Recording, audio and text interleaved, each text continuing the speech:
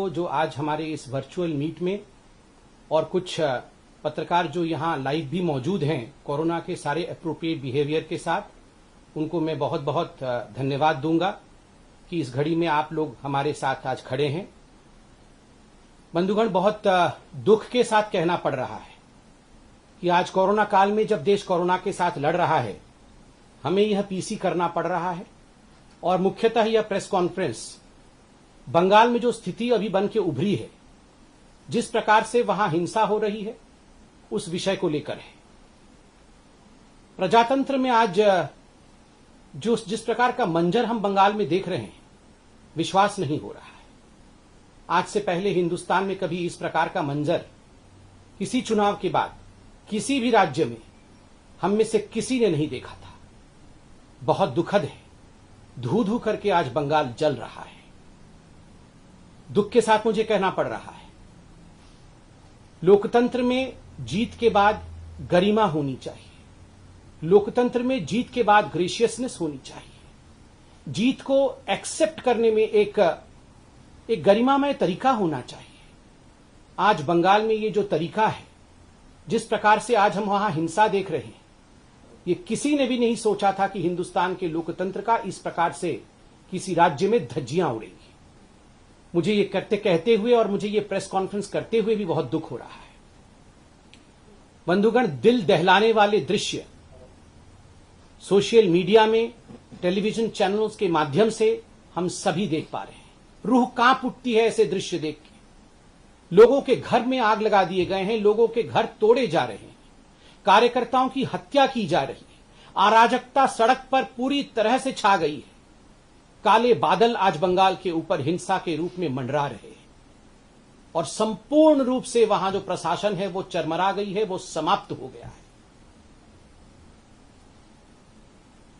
हमारे कार्यकर्ता हर मिनट हर घड़ी हमारे नेताओं को फोन कर रहे हैं और एक ही गुहार है, हमें बचा लीजिए, हमें बचा लीजिए। हमारे घरों को, हमारे घर वालों को मारा जा रहा है, हमारे साथ हिंसा हो रही है, हमें बचा लीजिए। सबका एक ही गुहार है। और मैं आज यहां स्पष्टतः बता दूं, ये जो कुछ भी बंगाल में हो रहा है, ये स्टेट स्पॉन्सर्ड है। ये स्टेट स्पॉन्सर्ड वायलेंस है। This is state sponsored violence. ये प्रशासन द्वारा स्पॉन्सर्ड हिंसा है, अराजकता है, आगजनी है, बलात्कार है, क्रूरता है। क्या दोष था उन लोगों का जिन लोगों ने एक अलग विचारधारा को चुनने की कोशिश की?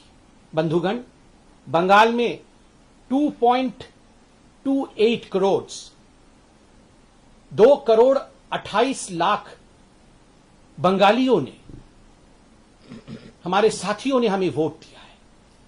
क्या उनका अधिकार नहीं है कि वो अपने नैतिकता के हिसाब से, अपने विवेक के हिसाब से किसी पॉलिटिकल पार्टी या किसी विचारधारा को चुने?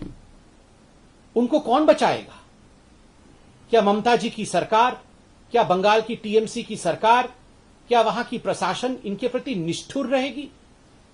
क्या इन 2.28 करोड़ बंगालियों का कोई डेमोक्रेटिक, कोई लोकतांत्रिक अधिकार नहीं? मैं आज सवाल पूछता हूं, क्या गलती थी श्री अभिजीत सरकार की, जो बेलाघाट से आते थे, जिनको मौत के घाट उतार दिया गया? क्या गलती थी श्रीमती शोभा रानी मंडोल की, जो जगदल से आती हैं और उनका कसूर सिर्फ इतना है कि वो एक मां थी, एक भारतीय जनता पार्टी के बूथ कार्यकर्ता की। उनका बेटा बूथ में हमारे बूथ एजेंट के नाते काम करता था, इसलिए कल उनको मार मार के मौत के घाट उतार दिया। क्या गलती थी शोभा रानी जी की? क्या गलती थी उत्तम घोष की, जो रानाघाट से आते हैं, उनको घसीट घसीट के मार दिया गया? क्या गलती थी होरोम अधिकारी की, जो सोनापुर दक्षिण से आते हैं, उनकी हत्या की गई? क्या गलती थी मोमिक मोइत्रा की, जो सीताकुची से आते हैं, जो आज वो हमारे बीच में नहीं है? और क्या गलती थी गौरव सरकार की, जो बोलपुर के सदस्य थे, बोलपुर से भारतीय जनता पार्टी के सदस्य थे, उनको मौत के घाट उतार दिया गया? मैं खुद व्यक्तिगत रूप से सोशल मीडिया में श्री अजीत सरकार के पोस्ट को फॉलो कर रहा था, जैसे तमाम हिंदुस्तान फॉलो कर रहा था। अजीत सरकार मरने से पहले उन्होंने पूरा डिस्क्रिप्शन दिया है उनके घर के साथ क्या किया गया। उनके घर के अंदर टीएमसी के गुंडे घुस आते हैं। ये जो अजीत सरकार है, ये कुत्तों के प्रति बड़ी इनकी आसक्ति रही है। जो स्ट्रे डॉग्स होते हैं उनको वो अडॉप्ट करते थे, उनको पालते थे, उनको दूध पिलाना, उनको पाव रोटी खिलाना, किस प्रकार से वो करते थे, एक मानवता का काम करते थे। उन्होंने लिखा है मरने से पहले कि मेरे घर में टीएमसी के गुंडे घुस आए और जो कुत्ते मैंने पाल रखे थे उस कुत्ते ने छोटे छोटे बच्चे दिए थे, उनको काट दिया, उनको नृशंसता के साथ, उनको क्रूरता के साथ उनको मार दिया। उसके बाद उनके घर में आग लगाई गई और बाद में सड़क में खींच करके उनको लिंचिंग करके बीच सड़क में टीएमसी के गुंडों ने मौत के घाट उतारा।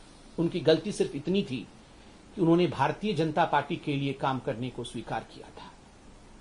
बंधुगण, आज इन्हीं सभी विषयों को ध्यान में रखते हुए जिस प्रकार की क्रूरता बंगाल में हो रही है, भारतीय जनता पार्टी के राष्ट्रीय अध्यक्ष आदरणीय श्री जेपी नड्डा जी आज खुद बंगाल जा रहे हैं और सभी कार्यकर्ताओं से हमें अपील है, आप बिल्कुल ना घबराएं। संगठन, पार्टी एकमुश्त होकर आपके साथ खड़ी है।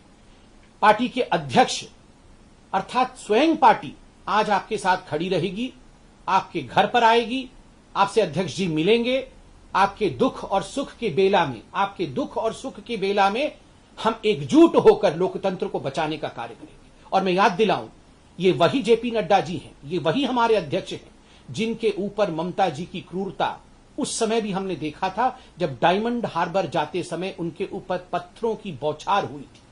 वो तो ईश्वर का और मां काली का शुक्र है कि उनकी जान बच गई थी। मगर आज हमारे अध्यक्ष जी, भारतीय जनता पार्टी, समूचे रूप से भारतीय जनता पार्टी के जो कार्यकर्ता हताहत हो रहे हैं, जो हिंसा को सह रहे हैं, हम आपके साथ खड़े होंगे। बंधुगण, एक बात मैं कहना चाहूंगा, ये प्रायोजित हिंसा है, ये संयोग नहीं, ये प्रयोग है।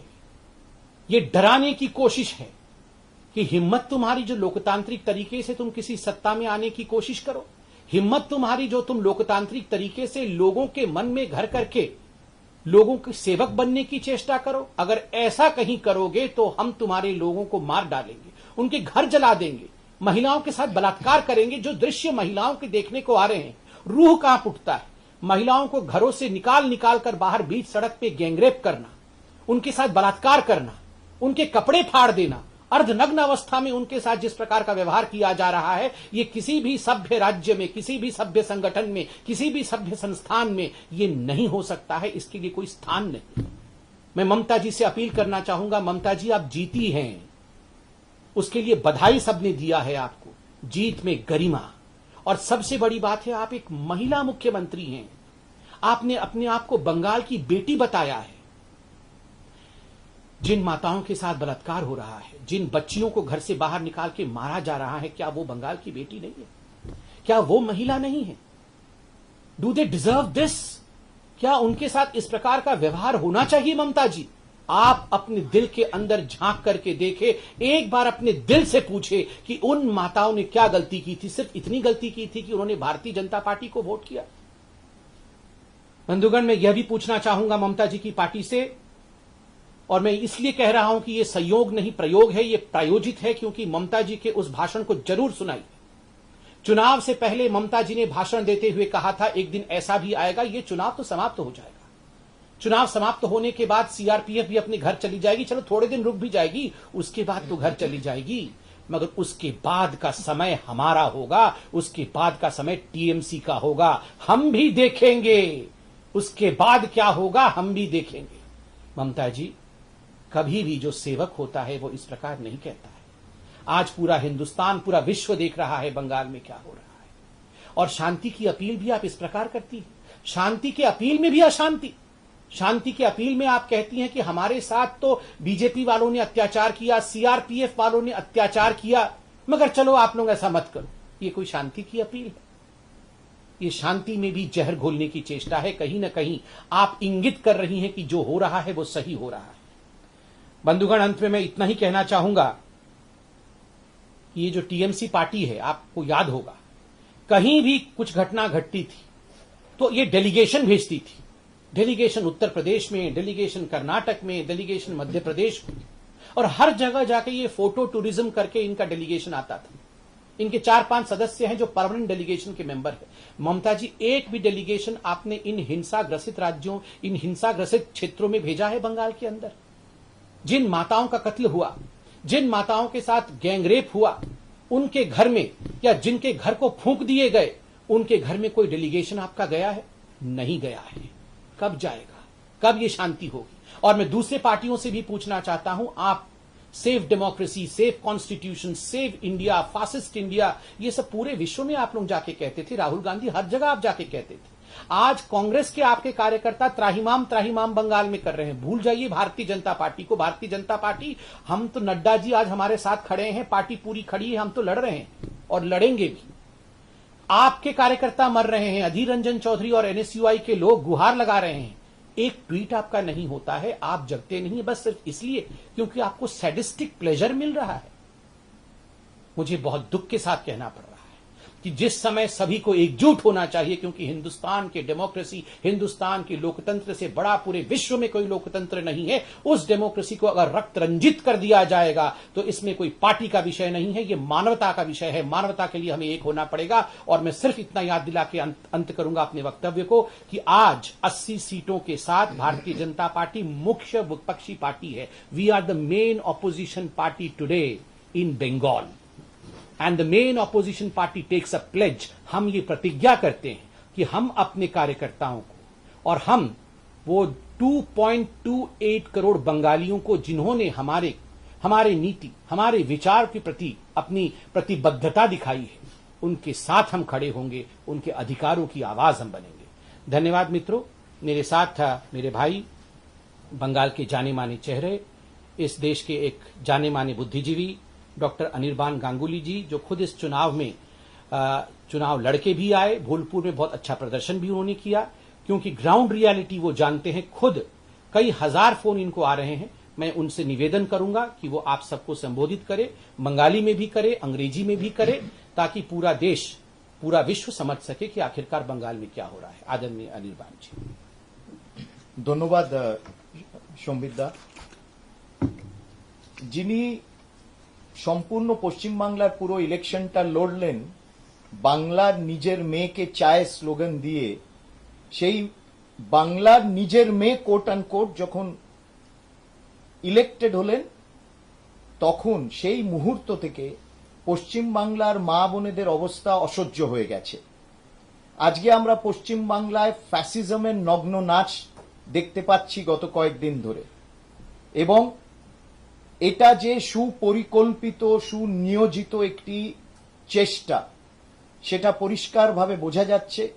কেন পশ্চিমবাংলার মুখ্যমন্ত্রী, যিনি সেই সরকারের গৃহমন্ত্রীও ছিলেন, সম্পূর্ণ ইলেকশনের সময় প্ররোচনামূলক কথাবার্তা বলেছেন এবং এও বলেছিলেন, বারে বারে বলেছিলেন পশ্চিমবাংলার মানুষকে যে ইলেকশন যখন হয়ে যাবে, ইলেকশন হয়ে যাবার পর কিছুদিনের পর যখন সিআরপিএফও চলে যাবে তখন উনি দেখে নেবেন। এই রকম তার হাবভাব, তার কথাবার্তা একের পর এক, কিন্তু উনি প্রত্যেকটা জনসভায় এই রকম চমকানি ধমকানি দিয়েছেন এবং এই ভাষা প্রয়োগ করেছেন। আমার বলতে খুব লজ্জা করছে যে তারই দলের রাজ্যসভার সদস্য ডেরিক ওব্রায়ান এই যে এই রকম একটি ভয়াবহ পরিস্থিতি তার দল পশ্চিমবাংলায় আজকে করেছে, তা সেই পরিস্থিতির উদ্দেশ্যে বলেছেন এগুলো হচ্ছে সাজানো ঘটনা। আমরা জানি যে পশ্চিমবাংলার মুখ্যমন্ত্রী বরাবর সব বিষয়কে সাজানো ঘটনা বলেন। সেই জন্য এর তীব্র নিন্দা করা তো করছি আমরা, কিন্তু এর সাথে পরিষ্কারভাবে এই কথা বলা হচ্ছে এবং এই কথা আমরা বলছি যে বিজেপি, ভারতীয় জনতা পার্টি আজকে প্রিন্সিপাল অপোজিশন পার্টি, এবং আমরা কিন্তু আমাদের কর্মীদের সাথে একজুট হয়ে রয়েছি। সর্বভারতীয় সভাপতি জেপি নাড্ডা মহাশয় আজকে ইতিমধ্যে পশ্চিমবাংলার জন্য রওনা হয়েছেন। উনি পশ্চিমবাংলায় থাকবেন এবং যে কর্মী আক্রান্ত হয়েছে তাদের পরিবারের সাথে উনি দেখা করবেন, তাদের সাথে কথা বলবেন এবং তাদের পাশে দাঁড়াবেন। আমাদের ভাবা উচিত যে পশ্চিমবাংলায় বিজেপি প্রায় 2 কোটির ওপর ভোট পেয়েছে এবং 2 কোটির ওপর পশ্চিমবাংলার মানুষ বিজেপিকে ভোট দিয়েছে। এবং আমাদের প্রশ্ন হলো পশ্চিমবাংলার নবনির্বাচিত মুখ্যমন্ত্রীর সামনে, তার দলের সদস্যদের সামনে, তার নবনির্বাচিত সব এমএলএদের সামনে যে এই 2 কোটি প্লাস মানুষ যে ভারতীয় জনতা পার্টিকে ভোট দিয়েছে, সমর্থন এবং তাদের ভোটাধিকার প্রয়োগ করেছেন, তাদের কি কোনো মানবাধিকার নেই? তাদের কি কোনো রকম রাইটস নেই? তাদের কি কোনো রকম ন্যায্য তাদের পাওনা নেই যে তারা একটি মুক্ত পশ্চিম বাংলায় ভালোভাবে থাকতে পারবে? এই হলো প্রশ্ন তার কাছে। পরিষ্কারভাবে যেরকম ভাবে বীরভূমের অবস্থা, বোলপুরে আমাদের কর্মী সক্রিয় কর্মী গৌরব সরকার, তাকে এবং তার ভাইকে সকালবেলায় দুপুরবেলায় বাড়ি থেকে বার করে গৌরবকে লিঞ্চ করা হলো এবং তার ভাইকে বেধড়ক পেটানো হলো। আমার গৌরব, তার ভাই এবং তার বাবার সাথে কথা হয়েছে, তাদের পাশে আমরা সম্পূর্ণভাবে দাঁড়িয়ে রয়েছি। বীরভূমের বিভিন্ন এলাকায় মানুষ ঘর ছাড়া, বোলপুরের ইলামবাজারে মানুষ ঘর ছাড়া এবং অন্যান্য বিভিন্ন কনস্টিটিউয়েন্সিতে পশ্চিম বাংলায় মানুষকে বিজেপি কার্যকর্তাদের ঘর ছাড়তে হচ্ছে, তাদের ভয়ে দিন কাটাতে হচ্ছে। এই কি নারী সশক্তিকরণের কথা বলেছিলেন পশ্চিম বাংলার মুখ্যমন্ত্রী, যে অন্য দলের বিশেষ করে ভারতীয় জনতা পার্টির মহিলা কর্মীরা আক্রান্ত হবে, তাদেরকে অপমানিত হতে হবে, তাদেরকে লাঞ্ছিত হতে হবে? এই পশ্চিম বাংলার কথা, এই কি বিশ্ব বাংলার মডেল উনি এবার তৈরি করতে চান? এবং এই যে 2 কোটি প্লাস মানুষ পশ্চিম বাংলায় যে বিজেপিকে ভোট দিয়েছে, তাদের কি কোনো অধিকার এই রাজ্যে নেই? এই প্রশ্ন আমরা তাকে বারবার করে করছি। উনি যেখানে শান্তির বার্তা যখনই দিয়েছে অশান্তি ছড়িয়েছেন।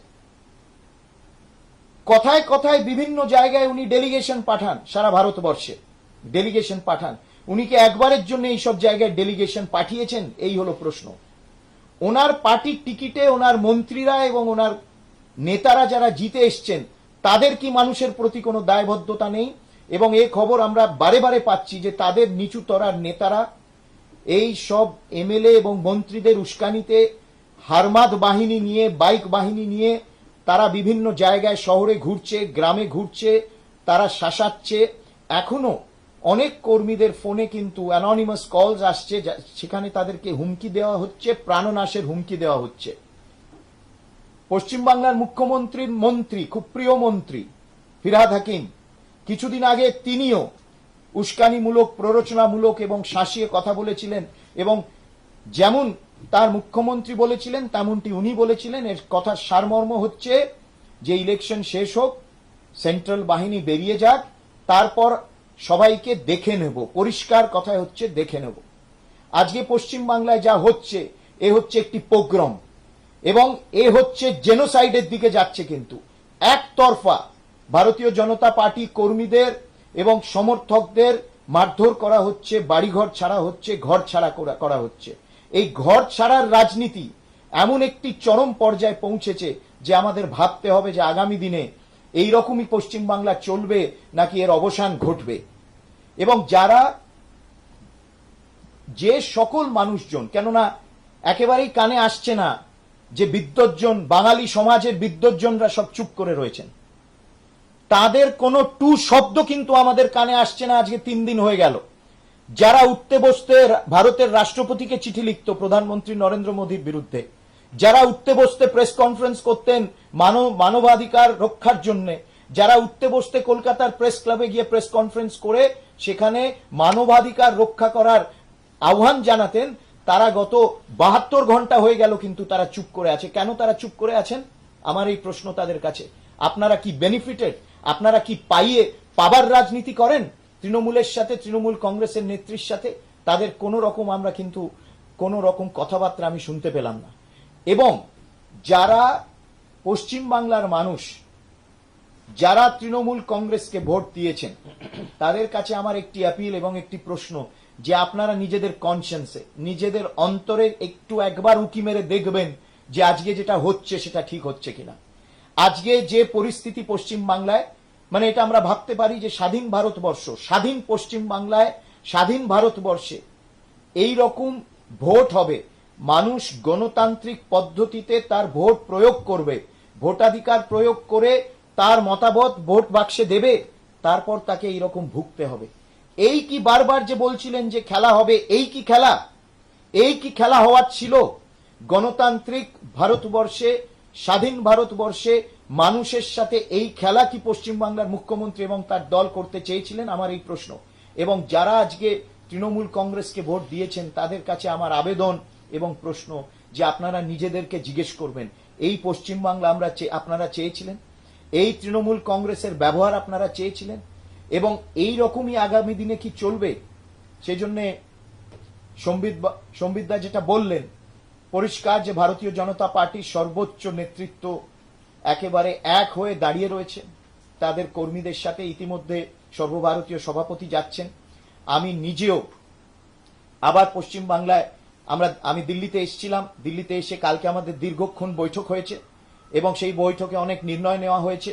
আজকে সর্বভারতীয় সভাপতি যাচ্ছেন এবং কেন্দ্রীয় গৃহ মন্ত্রণালয়ে রিপোর্ট তলব করেছেন রাজ্য সরকারের থেকে এবং আশা করি সেই রিপোর্ট ঠিক মতো সেই রিপোর্ট যেন সত্য রিপোর্ট হয় এবং সেই রিপোর্ট যেন কেন্দ্রের কাছে পৌঁছয়।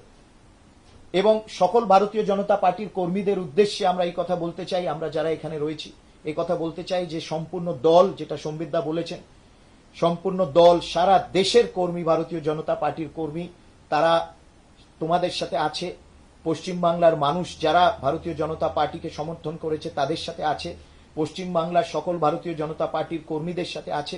এবং এই যে যেরকম একেবারে হৃদয় বিদারক যে ঘটনাগুলো সম্বিতদা এখানে বর্ণনা করেছেন, মানে চিন্তা করা যায় না যে কলকাতার বুকে পশ্চিম বাংলায় এই রকম ঘটনা ঘটছে। এ তো আমরা শুনতাম যে নাৎসি জার্মানিতে হতো, এ শুনতাম আমরা ফ্যাসিস্ট সরকার যখন থাকতো, একটি ফ্যাসিস্ট সরকার, তার এইরকম আচরণ হতো। যখন একটি ডিকটেটর, স্বৈরাচারী ডিকটেটরশিপ থাকতো, সেই ডিকটেটরশিপ সরকারে এই রকম জিনিস হতো। কিন্তু কোনো গণতান্ত্রিক সরকার, গণতান্ত্রিক মানসিকতায় কিন্তু এই জিনিস হয় না। যে সকল বুদ্ধিজীবী, লাস্ট আমি বলতে চাইছি শেষ কথা, যে সকল বাঙালি বুদ্ধিজীবী এবং যে সকল সারা দেশে যে বুদ্ধিজীবীরা তৃণমূলকে সমর্থন করেছেন, অন্য দলের নেতারা, অরবিন্দজি, শরৎজি, সব চুপ করে রয়েছেন। কোথায় গেলেন তারা? তারা তো পশ্চিম বাংলায় এসে নাকি মমতাজির পাশে দাঁড়িয়ে থাকার আশ্বাস দিয়েছিলেন। তারা আজকে চুপ করে আছেন কেন পশ্চিম বাংলার মানুষের এই দুর্দশা দেখে? এই কথাগুলো আমরা বলতে চাইছিলাম। এবং এই জঘন্য অপরাধের আমরা নিন্দা শুধু করি না, আমরা কিন্তু মাঠে নেবে আমাদের কর্মীদের সাথে সকল আমরা নেতারা রয়েছে এবং কর্মীরাও রয়েছে এবং এর অবসান যাতে ঘটে, এর অবসান যাতে আমরা ঘটে আমরা একেবারে কিন্তু দৃঢ় সংকল্প নিয়েছি। এই কথাগুলো আমরা বলতে চাইছিলাম। এবং আগে আমরা কন্টিনিউয়াসলি এই সিচুয়েশন মনিটর করছি। আমাদের সর্বভারতীয় সাধারণ সম্পাদকরাও, তাদেরকেও ইনস্ট্রাকশন দেওয়া হয়েছে যাওয়ার জন্য। সম্বিতদাও কিছুদিনের মধ্যে, আর কয়েকদিনের মধ্যে কলকাতা পৌঁছচ্ছেন এবং আমরা সবাই একসাথে এই দুর্যোগের সময় কিন্তু আপনাদের সবার সাথে আছি। Sanjay ji thank you. आप संजय जी आगे की कार्यवाही जैसे आपको उचित लगे।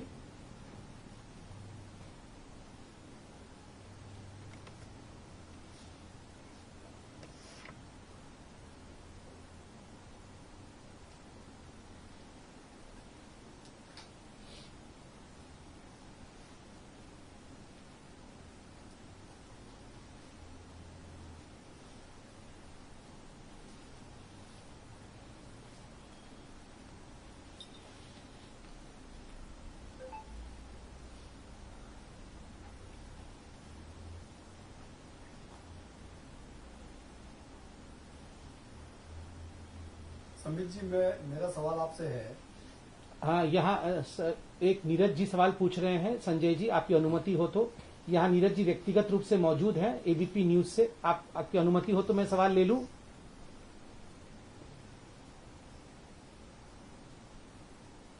हाँ नीरज जी पूछिए।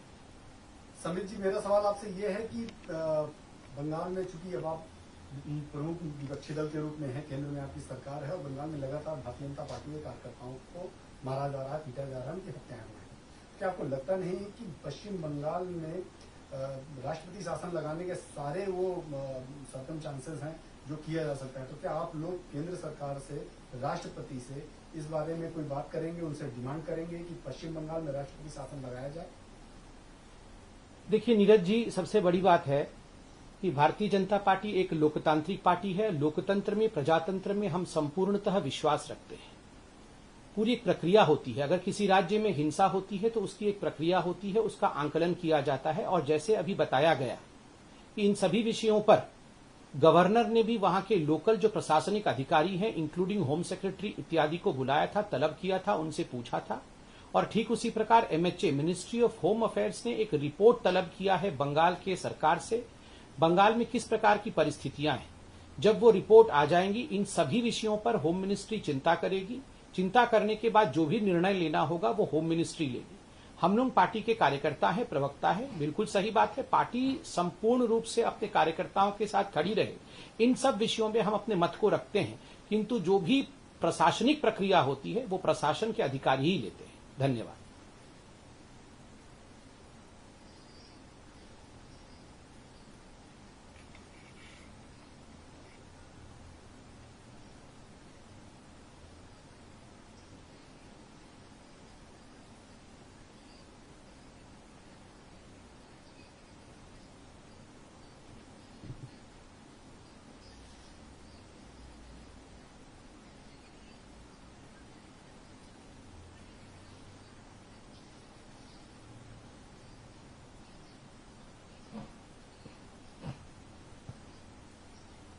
So I will take my part, and thereafter I would ask Dr. Anirbanji to answer the second part.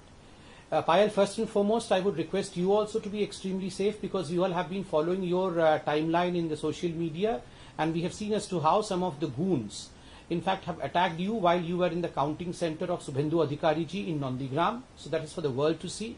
And well, yes, as far as how would we make our people keep patience, those who are in fact facing the terror which has been unleashed, my answer would be, first and foremost, I would like to pay my obeisance to the Karyakartas of West Bengal, the BJP Karyakartas of West Bengal. Payalji, it is long since our Karyakartas have faced this kind of violence. I mean, it's unimaginable. We leave aside Karyakartas, our Nadda ji, our party president, Nadda ji had to face stone pelting when he visited Bengal. So under such adverse condition also, over the years, our Karyakartas have maintained patience, they have worked, they have never in fact taken arms in their own hand. They have always believed in the law of the land, and we would only say them, have faith on us. We as a party are a family. We would stand with you. The difference between Trinamool Congress and Bharatiya Janata Party is that in the Trinamool Congress it is the family, that is the PC and the Bhaipo, the family which is the party. Whereas in Bharatiya Janata Party it is the party which is the family. Each one of us consider every Karyakarta of BJP in Bengal as our family. Well, yes, we have lost some of the most important members. Our Adhyaksh ji is going there for a 2-day tour. He would be meeting all of them, and he will assure them that violence will not befall them. We will do whatever best can be done. I now hand over the mic to Dr. Anirbanji for the next part. Payaldi, you see, the issue is that the local administration, especially the police, has become completely unresponsive. And this is the case since the day of, since 2nd May afternoon, they have become unresponsive, and they are under tremendous pressure, and a certain level of officers are refusing to address the issues whenever they are being appealed to. And this is a deliberate instruction which is very clear. This is the way the Chief Minister of West Bengal functions. She has done it in the past, she is doing it now. And even in her winning press conference after she had won, she clearly indicated that those officers who were doing their duty as per the guidelines of the Election Commission of India would be taken to task, and would be taken to task. This is exactly what she has been doing. So therefore, I would appeal to the local administration, the local police, that to be responsive to the appeals, entreaties of our workers. It is, if they are wearing the uniform, it is their duty to do that. And if they don't, they are failing in their duty. And they must also remember that a political situation doesn't continue to be as it is indefinitely. There are ups and downs, and there are shifts also in any political situation or in any political state. Tomorrow there's going to be there's going to be a meeting in West Bengal, in Kolkata. Our respected national president of Bharatiya Janata Party, Shri JP Nadda ji, will be there. এবং সেই মিটিংয়ে সেইখানেও আগামী দিনে কিভাবে কি legal course হবে, কি হবে, সেগুলো সব চর্চিত হচ্ছে। কিন্তু আবার আমি এখানে বলবো যে পুলিশ প্রশাসন এবং পশ্চিম বাংলার প্রশাসন, কেননা চিফ সেক্রেটারি জানেন, হোম সেক্রেটারি জানেন, ডিজি জানেন, এবং তাদের গভর্নর মহাশয়ের সাথেও মিটিং হয়েছে, এবং আমি আলাপন বাবু এবং সবাইকে আমি নাম নিয়ে বলছি, হোম সেক্রেটারিকেও অ্যাপিল করছি যে আপনারা কিন্তু don't look the other way. যখন এই পরিস্থিতি ডেভেলপ হচ্ছে, আপনাদের duty, you are to function under the constitution of India. এবং আপনারা যদি অন্যদিকে তাকিয়ে থাকেন যখন এই জিনিস হচ্ছে তখন কিন্তু আগামী দিনে আপনারাও, লোকে কিন্তু আপনাদেরকে কমপ্লিসিট বলে বলবে। People will consider you, home secretary, chief secretary, DGP and all the other officials to be complicit in this mayhem that is going on. हाँ हाँ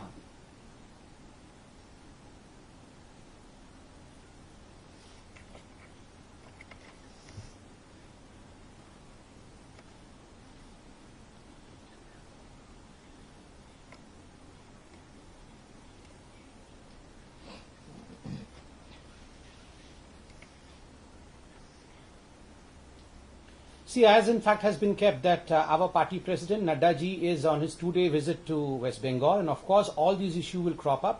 What kind of demand would be kept forth by the Bharatiya Janata Party would be decided there by the party president, looking into the circumstances that have taken place. But most importantly, look at the goriness of it. How grotesque is it? I mean, just imagine while one of our victims, one of our party karyakartas who is a victim now, Abhijit Sarkar, he was doing a Facebook Live, and in the Facebook Live he mentions the atrocities that his family and he himself has faced under the local newly elected TMC MLA. And thereafter he is lynched and he is killed on the streets of Bengal. This is something which has an electronic evidence. This is something which the whole world has seen because the victim himself is speaking. And let me tell you, this is almost akin to a dying declaration, because a person who is dying will never speak the lie, and this, I believe, legally can be taken as a dying declaration, but these decisions will be taken at the highest body of the party as soon as our party Adhyaksh, our party's president, Sri Nadda ji, lands in Bengal.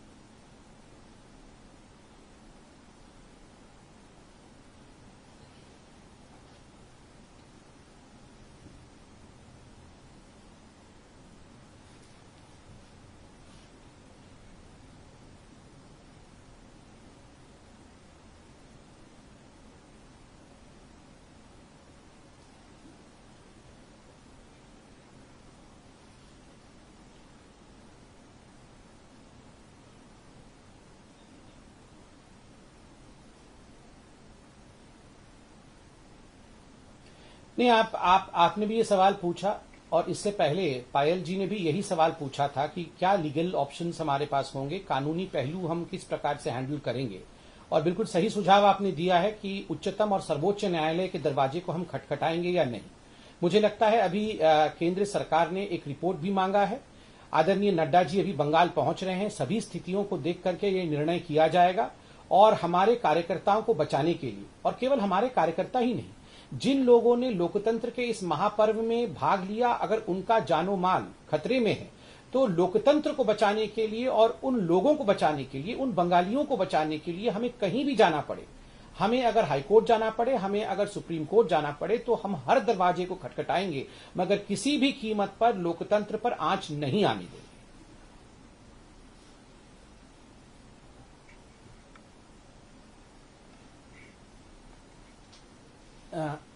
Pragya ji. Sir, मेरे दो सवाल है। पहला सवाल ये है, अभी आप डिसाइड करेंगे कि कैसे जान माल की रक्षा की जाए, पर इसी बीच बहुत सारे आपके कैंडिडेट्स भी हैं जिन पर भी अटैक हुआ है, वो भी कॉल कर रहे हैं कि कैसे सीआरपीएफ की सिक्योरिटी उन्हें भी दी जाए। उनके लिए तुरंत क्या उपाय आप लोग कर रहे हैं, क्योंकि जब आप जाएंगे उन्हें हौसला मिलता है, पर उसके साथ साथ उन्हें जो सिक्योरिटी चाहिए, बंगाल एक बहुत बड़ा राज्य है और बहुत जगह आप लोग अटैक में हैं, तो उसके लिए इमीडिएट सिक्योरिटी का कोई बंदोबस्त हुआ है। दूसरा सवाल मेरा ये है कि आज आपके एक सांसद हैं प्रवेश वर्मा जी, उन्होंने कहा है तृणमूल को याद रखना चाहिए कि उनके सांसद और उनके मुख्यमंत्री को भी दिल्ली आना पड़ सकता है, कहीं बीजेपी शासित राज्यों में भी जाना पड़ सकता है। कैसे देख रहे हैं इन दोनों संकट? दोनों का उत्तर देता हूं। पहली बात तो है किसको किस प्रकार से सेंट्रल सिक्योरिटी मिलेगी इसका निर्णय पार्टी नहीं करती है, ना ही प्रवक्ता इन विषयों पर कुछ बता सकते हैं। इसका निर्णय केंद्र सरकार कुछ पैरामीटर्स के आधार पर करती है। मुझे लगता है हमें इंतजार करना चाहिए। जो रिपोर्ट केंद्र सरकार ने राज्य सरकार से मांगा है उस रिपोर्ट के मुताबिक केंद्र सरकार जरूर कदम उठाएगी, इसमें कोई दो मत नहीं है। सभी के जान को और सभी के जानो माल को बचाना ये हमारा कर्तव्य है। आपका दूसरा प्रश्न है कि प्रवेश वर्मा जी ने कुछ कहा कि वहां के नेता शायद दिल्ली आएंगे। मैंने ये देखा नहीं है, मगर मुझे लगता है, मैं देखूंगा इसके बाद प्रेस कॉन्फ्रेंस के बाद कि उन्होंने एग्जैक्टली क्या कहा है। मुझे लगता है उन्होंने शायद कहा होगा कि सुप्रीम कोर्ट में हियरिंग इत्यादि अटेंड करने के लिए, क्योंकि इस विषय को अगर लेकर कोई कार्यकर्ता सुप्रीम कोर्ट जाता है तो सुप्रीम कोर्ट से न्याय की प्रक्रिया से डरना चाहिए किसी भी वैसे व्यक्ति को जो अत्याचार और हिंसा फैला रहा है। मुझे लगता है उस संदर्भ में उन्होंने कहा होगा। मैं फिर भी उसको देखूंगा। अंतिम प्रश्न कोई पूछ रहे थे? हाँ अजय जी।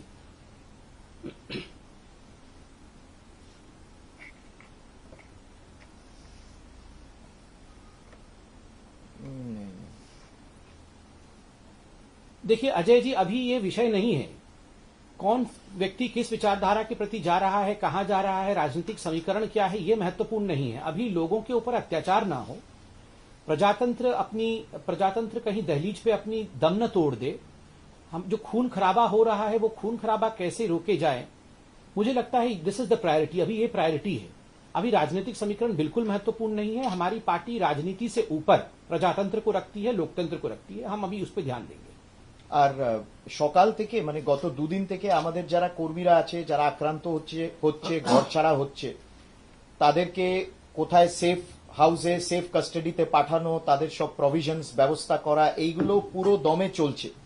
এবং আমাদের যারা কর্মীরা বিভিন্ন জায়গায় ঘর ছাড়া হয়েছে তাদের অন্যান্য জায়গায় পাঠানো, তাদের ফ্যামিলি এবং তাদের পরিবারের রক্ষণাবেক্ষণ করা, এগুলো মনিটরিং চলছে। এবং স্টেট থেকে কন্ট্রোল রুম নাম্বারসও সেট আপ করা হয়েছে। এইসব আমাদের যেভাবে গণতান্ত্রিকভাবে করার সেগুলো করা হচ্ছে। কর্মীরা আমাদের সাথে সম্পূর্ণভাবে রয়েছে। কেউ বিজেপি ছেড়ে 1 इंच কিন্তু অন্য কোথাও যায়নি। ये सारे लोग, all of them are in the Bharatiya Janata Party. In fact, this morning also, when people called me up, they said, "We are with you." Our only, they were emotional. They said, "Our only regret is that we could not make you win, but we are there with you, and please do not think that we have gone away elsewhere." So this is the kind of workers that the Bharatiya Janata Party has. Sanjay ji, मुझे लगता है, हाँ नामिका जी,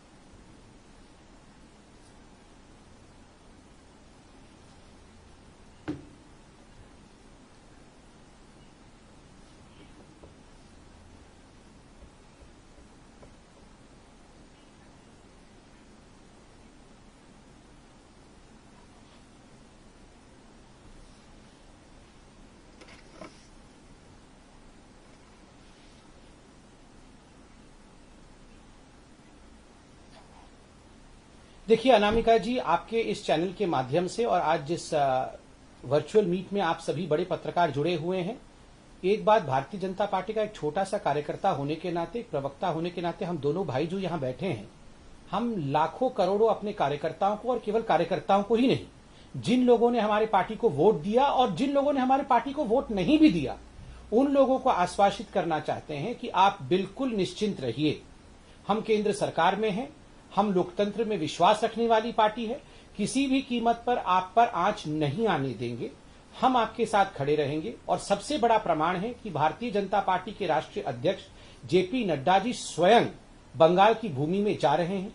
वो स्वयं जायजा लेंगे, वो स्वयं हमारे कार्यकर्ताओं से मिलेंगे, जिन लोगों की जानो माल की हानि हुई है उनके साथ समय बिताएंगे।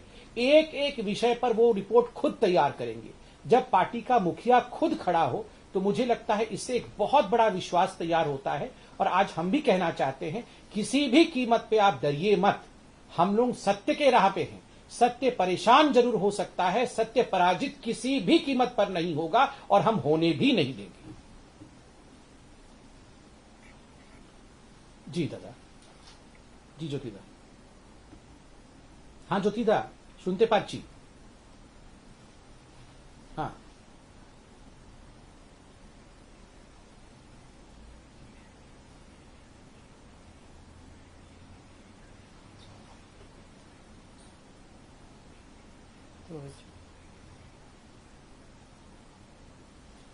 नहीं, मैंने व्यक्तिगत रूप से वो देखा नहीं है। अभी ये सवाल मेरे से पूछा गया था। मुझे लगता है वो सुप्रीम कोर्ट में या कहीं केस होगा तो शायद आना पड़ सकता है अपीयर करने। ये विषय पे किसी ने कहा होगा, मगर मैं उस पर देखूंगा क्या who has said what, we will see that.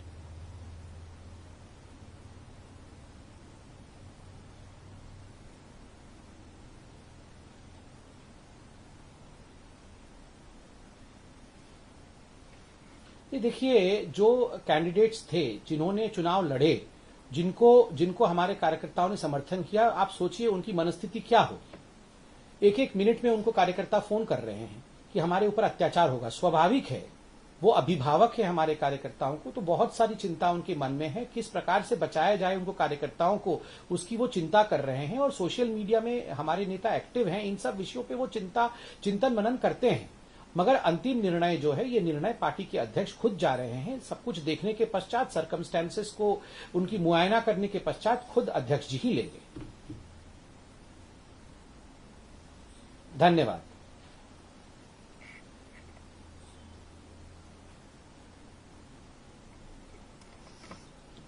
धन्यवाद। कर सकते हैं, खान सेंटेंस करना है आप लीजिए। और कोई टिकट नहीं। देखिए, बहुत स्ट्रिक्टली हम लोग को जितना बोला